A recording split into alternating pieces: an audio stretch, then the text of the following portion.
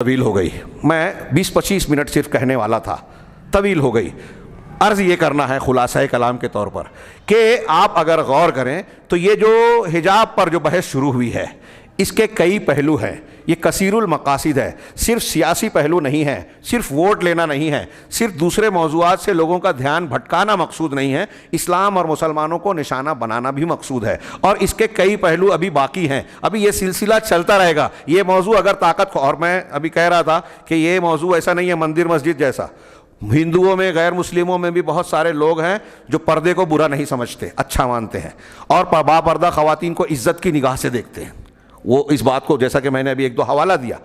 لہٰذا اس میں وہ کشش نہیں ہے، بلکہ اس موضوع سے کچھ لوگوں کو، بہت سارے ہندوؤں کو اب یہ بات سمجھ میں آ رہی ہے کہ یہ جو موجودہ حکومت ہے یا ان کے مخصوص لوگ ہیں، یہ اپنے مقاصد کو حاصل کرنے کے لیے بار بار مسلمانوں کو چھیڑتے ہیں، اسلام پر اعتراض کرتے ہیں، بیجا اعتراضات کرتے ہیں۔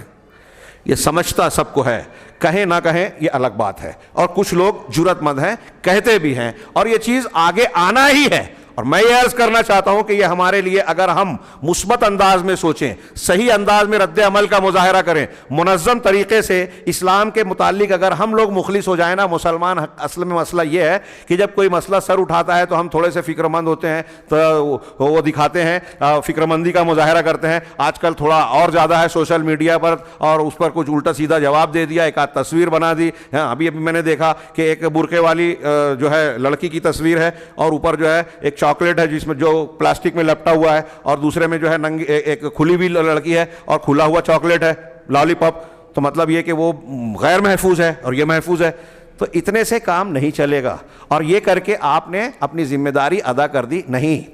بلکہ ان حالات کا گہرائی سے جائزہ لیجئے، ان کے مقاصد پر غور کیجئے، یہ دیکھیے کہ اس کے تانے بانے کہاں تک جڑے ہوئے ہیں۔ میں نے جیسا کہ عرض کیا کہ دین، مذہب اور اسلام کے خلاف سیکولرزم، پھر اس سے جڑی ہوئی چیزیں، جمہوریت، حقوق انسانی، انسانیت، کاش کے وقت ہوتا، یہ الگ الگ مذاہب اور افکار ہیں، علماء، عالمگیریت، یہ ایک دوسرے سے الگ ہیں، ان کے پس منظر اور تاریخ ہے، لیکن اگر آپ گہرائی میں جائیں تو سب ایک دوسرے سے کنیکٹڈ ہیں، اور سب کا نشانہ دین ہے، اور بطور خاص اسلام ان کا نشانہ ہے، مسلمان ان کا نشانہ ہے۔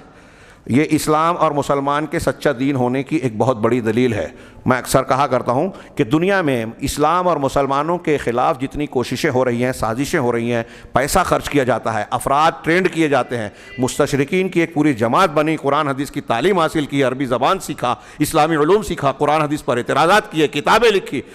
میڈیا پر اسلام کے خلاف جو ہے ہزاروں ویب سائٹ، ہزاروں اور سینکڑوں ٹی وی چینل چل رہے ہیں، بہت سارے اخبارات لکھے ہیں، روز کتاب چھپ رہی ہے، روز، مبالغہ نہیں کر رہا ہوں،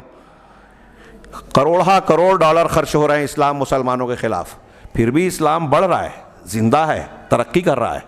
یہ کوئی معمولی بات نہیں ہے، صرف اس ایک بات پہ اگر دنیا غور کرے تو معلوم ہو جائے گا کہ یہ دین حق ہے۔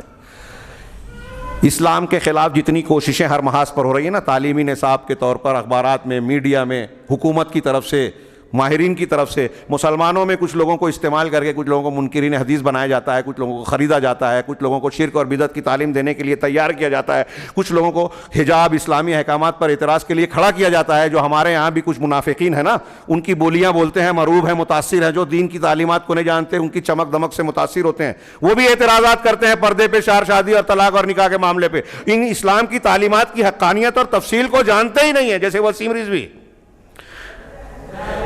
ان کو حقیقت معلوم ہی نہیں ہے۔ میرا یہ دعویٰ ہے اور ایمان و یقین ہے کہ ایک غیر مسلم، عیسائی ہو، نصرانی ہو، جین ہو، مذہب کو اگر حقیقت میں انصاف کے دل سے اسلام کا مطالعہ کرے، ان چیزوں کا بھی مطالعہ کرے جن پر وہ اعتراض کر رہا ہے کہ ان کی حقیقت کیا ہے، تفصیل کیا ہے، ان کا پس منظر کیا ہے، تو وہ یہ کہنے پر مجبور ہوگا کہ اسلام کی تعلیمات سے بہتر دنیا میں کسی کی تعلیم ہے ہی نہیں، ہو بھی نہیں سکتی۔